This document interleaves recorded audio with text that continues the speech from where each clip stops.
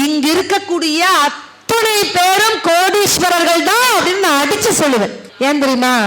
இந்த காசை சம்பாதிக்கிறதுக்காக நாய்ப்படாத பாடுபட்டு வெளிநாட்டில் இந்த நேரத்தில் உழைத்து கொண்டிருக்கக்கூடிய அந்த வெளிநாட்டு வாழ் இளைஞர்களுக்கு ஒரு பெரிய கைத்தட்டல் தயவு செய்து கொடுங்க. ஏன்னா வெளிநாட்டு நிகழ்ச்சிகளுக்கெல்லாம் நிறைய தமிழ்ச்சங்கங்கள் போவோம். துபாய் தமிழ்ச்சங்கமா இருக்கட்டும், இப்போ கூட அமெரிக்கா தமிழ்ச்சங்கம் போயிருந்தேன். அங்க இருக்கக்கூடிய வெளிநாட்டவர்கள்லாம் மனைவியை பிரிந்து பெற்ற அம்மாவை பிரிஞ்சு வருஷ கணக்கா, ஏன்னா ஒரு விசா எடுத்துட்டு வெளியில வரணும், இந்த ஊருக்கு வரணும்னா 5 லட்சம் ரூபாய்.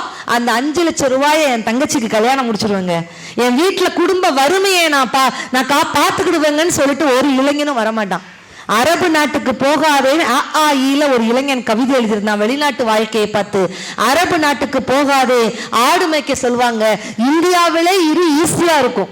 உண்மையை சொல்ற, ஊரை விட்டு போகாத, எப்படா வருவோம்னு நினைப்ப, ஏண்டா வந்தோம்னு நினைப்ப, ஐயோ விடுங்கடான்னு சொல்லுவ, ஒப்பாரி வத்து கத்த தோணும், ஓலமிட்டு கத்த தோணும், அவ்வளவுதான் சொல்லிவிட்டேன் அக்கடான்னு இந்தியாவில் கடன்ட்டு ஒரு அழுகையோடு ஒரு கவிதை. ஆனா வெளிநாட்டில் இருக்கக்கூடிய அத்துணை கண்ணீர்களுக்கும் நான் சொல்றேங்க, வெளிநாட்டில் இருக்கவங்க எல்லாம் மிகப்பெரிய கோடீஸ்வரர் கிடையாது. யாரு கோடீஸ்வரர்கள் தெரியுமா? நான் ஏன் இந்த இடத்துல கேட்டேன் தெரியுமா?